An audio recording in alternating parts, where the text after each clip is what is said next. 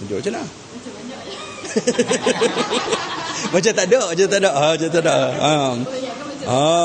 Semuanya terbaik. Okey. Nama saya Aminuddin bin Ahmad. Saya guru di Maktab Mahmud Pokok Di surau ni saya memegang jawatan Setiausaha Badan Surau Rawdatul Jannah.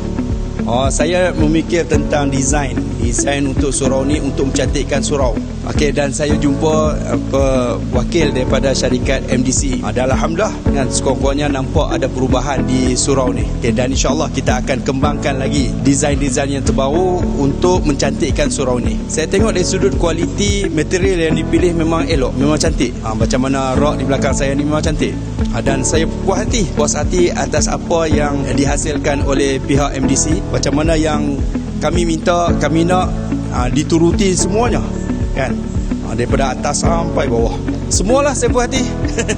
Nak kata bahagian mana yang paling puas hati tu, saya nampak ada semuanya cantik. Okay. 5 bintang, saya bagi 5 bintang.